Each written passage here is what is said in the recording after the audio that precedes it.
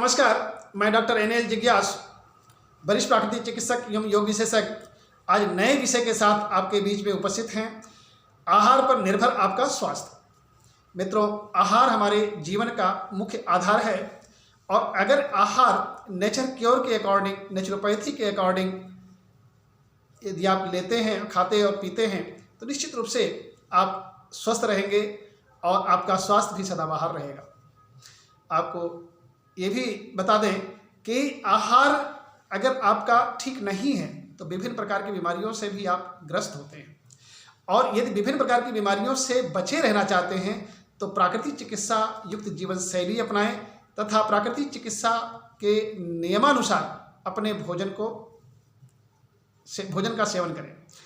मित्रों, ये बता दें आपको कि प्रातः नाश्ते से लेकर के रात्रि के खाने तक की दिनचर्या को आपको सुव्यवस्थित तरीके से करना होगा।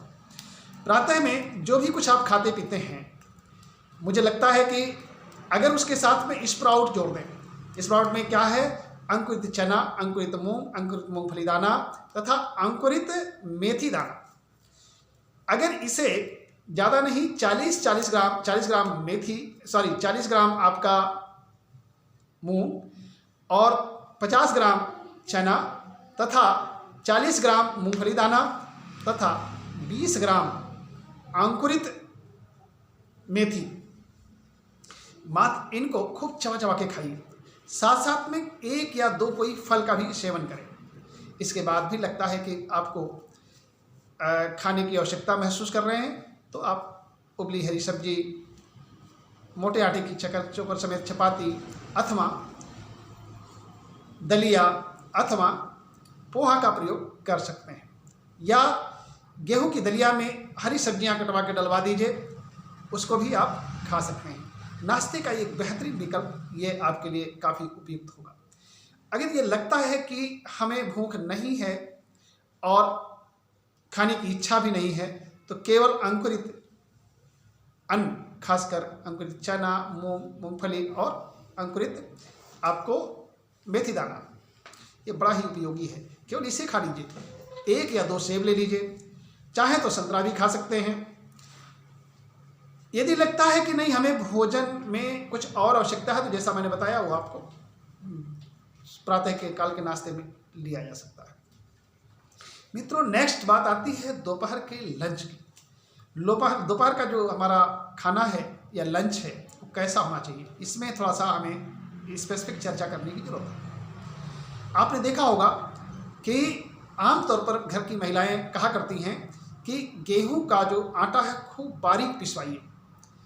जब भी कभी घर से चक्की वाले के यहाँ से मोटा पीस के आ जाता है तो उसकी कंप्लेन होती है कि नहीं, ये चक्की वाला ठीक नहीं है, ज़्यादा मोटा आटा पीसता है। मित्रों, बताते हैं आपको प्राकृतिक चिकित्सा नियमानुसार कि मोटे आटे की चोकर समेत चपाती लोहे के तवे पर सिकी हुई खानी चाहिए। अब इसके फायदे समझ लीजिए आप। मोटे आटे की चोकर समेत चपाती लोहे के तवे पर सिकी हुई खूब चबा चबा कर खाएं। साथ साथ क्या होना चाहिए? हरी सब्जियां, दाल, छाछ, सलाद का सेवन जरूर करना चाहिए।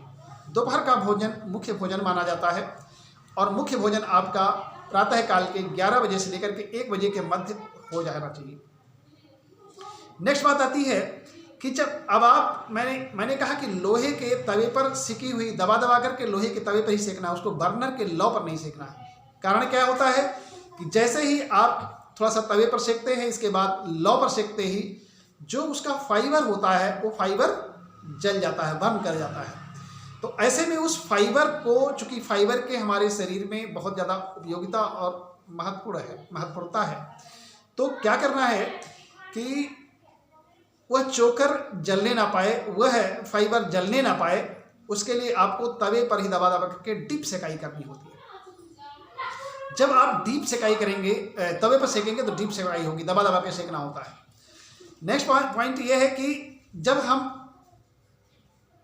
तवे के बजाय लौ पर सेकते हैं तो फाइबर ऊपर का जल जाता है, अर्थात फुजला जल जाता है और अंदर की रोटी कच्ची रह जाती है। जो मोटे लेयर वाली रोटी है वो कच्ची रह जाती है। तो मित्रों, और साथ ही साथ चूँकि जो गैस है वो जब आप डालते हैं तो ऑक्सीजन पर्याप्त ना पाने के कारण उसमें कुछ हमारी जो गैसेज हैं वो गैसेज भी उस रोटी में घुस जाती हैं।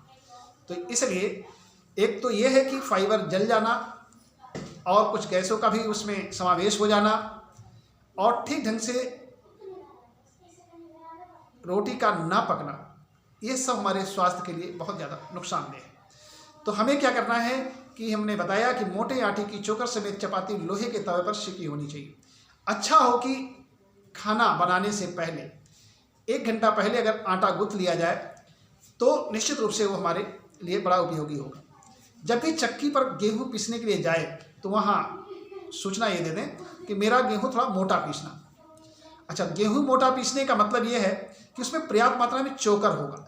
चोकर का काम होता है शरीर में, आंतों में जो आपके पास विजातीय द्रव्य होते हैं उनको पुलटिस बनाकर उनको लपेट करके बाहर मलाशय तक पहुंचा देता है और मलद्वार से बाहर निकाल देता है। तो मुख्य कार्य इसका यही है कि पाचन संस्थान को चुस्त और दुरुस्त रखता है और उत्सर्जन संस्थान को भी ठीक रखता है। तो मोटे आटे की चोकर समेत चपाती, हरी सब्जियां भी बहुत ज़्यादा तली और भुनी नहीं होनी चाहिए।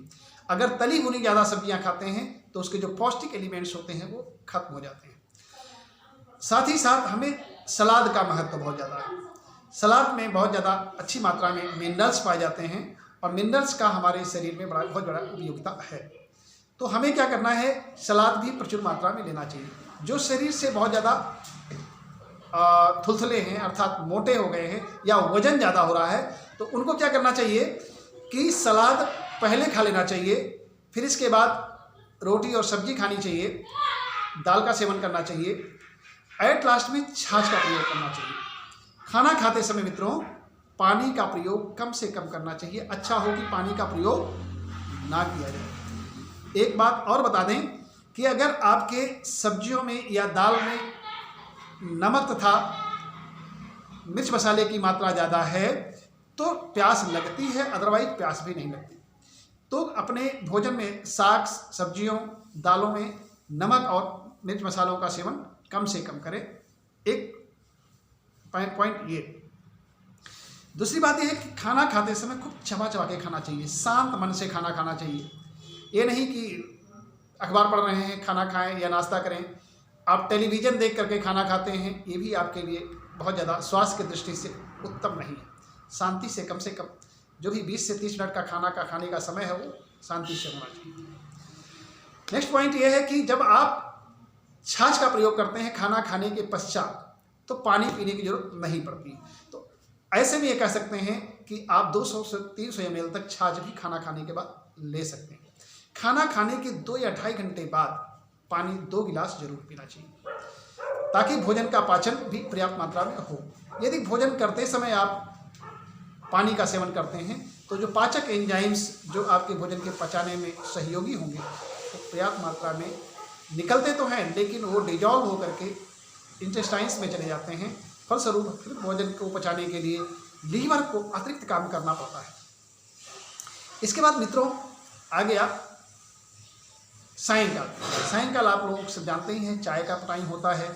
तो प्राकृतिक चिकित्सा पद्धति के अनुसार ये है कि हम लोग कोशिश करते हैं कि अपने मरीज को या लोगों को एडवाइस करें कि शाम को 4 से 5 बजे के बीच में कोई फ्रूट्स दें या फ्रूट्स जो भी हो मौसम का हो, तरबूज है, खरबूज है, सेब है, संतरा है, अनार, अंगूर, एनी हाउ कुछ भी हो सकता है, उसे 4 से 5 के बीच लेना चाहिए। सायंकाल 4 से 5 के बीच। रात्रि खाना आपका जो हो वो 6 से 8 बजे के बीच हो ही जाना चाहिए।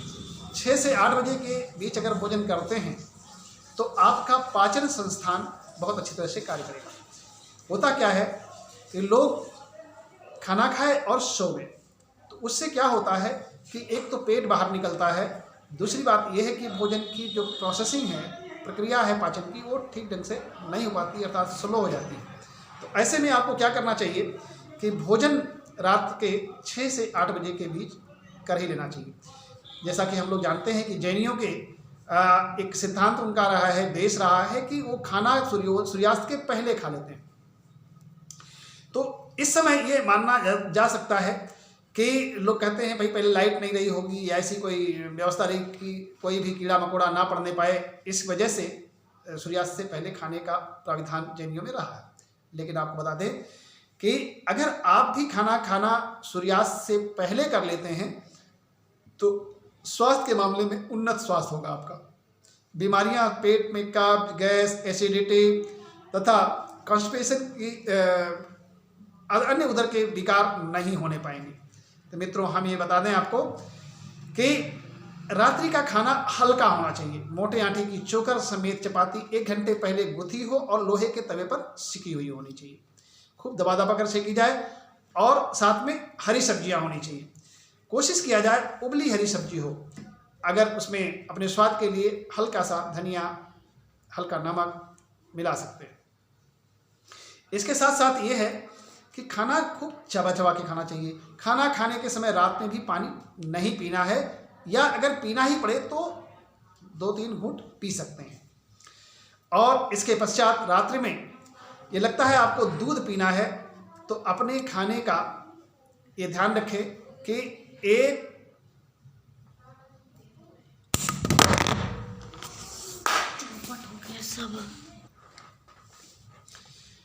मित्रों, रात में खाना खाने के पश्चात की बात आती है कि हमें क्या कुछ खाना चाहिए कि नहीं खाना चाहिए।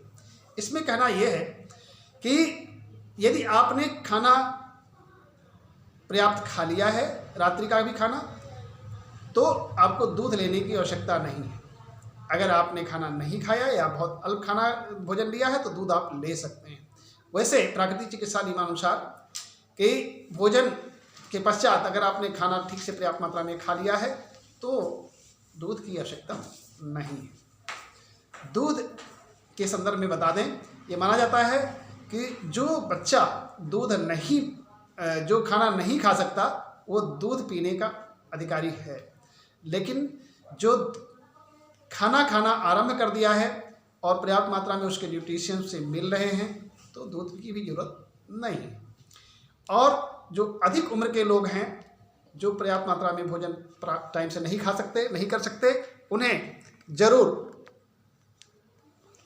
दूध लेना चाहिए। और सबसे बड़ी बात यह है कि रात्रि खाने के संदर्भ में ये आपको बताना ये चाहते हैं कि खाना रात्रि का हल्का होना चाहिए, सुपाच्य होना चाहिए। जितना आप सुपाच्य या हल्का